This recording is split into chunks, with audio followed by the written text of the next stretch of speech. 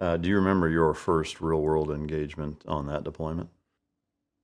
Well, the one I remember the most was the shoot down on the 28th of January. Can you walk us through that?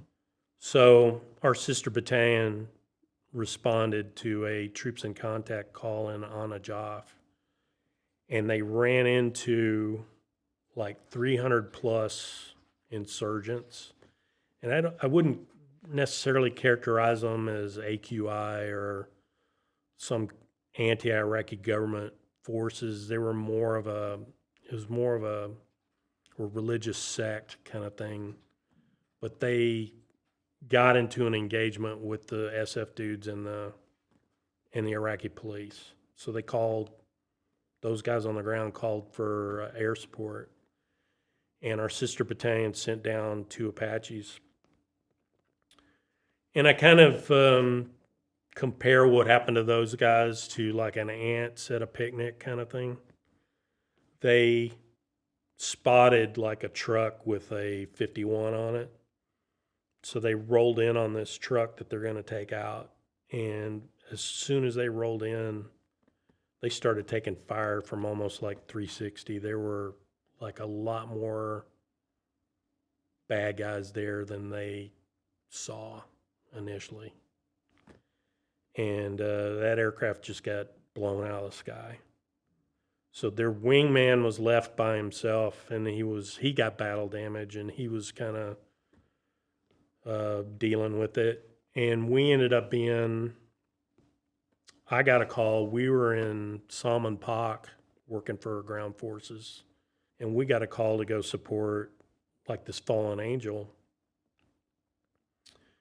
And I'll be honest, at first I was kind of miffed about it, and I was talking to my front seater, and I go, I can't believe they're pulling us off this. We're actually doing something to go cover this crash site, because I'd had to cover a crash site before when Blackhawk got shot down like a couple of weeks ago, a couple of weeks before that, and it was just we're just doing orbits, covering the crash site. It wasn't.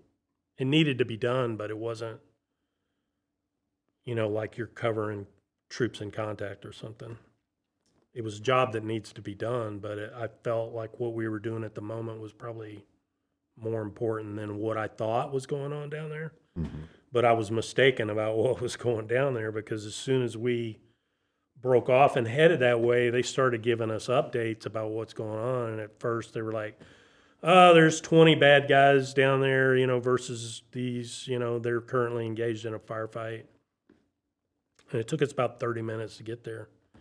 And by the time we got there, there's 300 bad guys.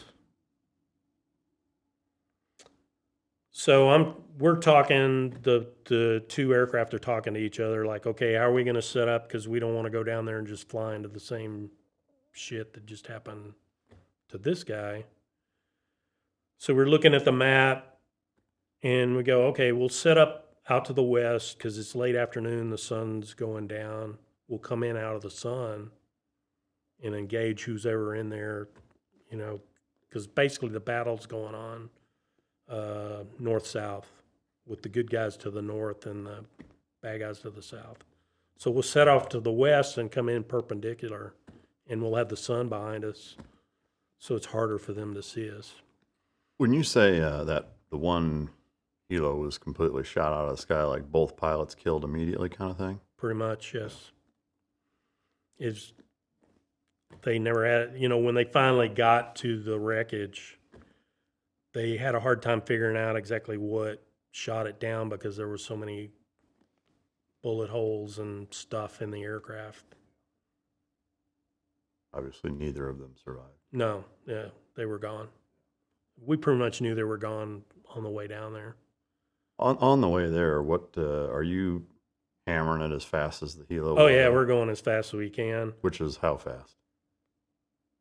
Depending on the temperature and, the altitude and all that stuff. Probably that day, we're probably going 120 knots. Right. So that's probably about 130 miles an hour.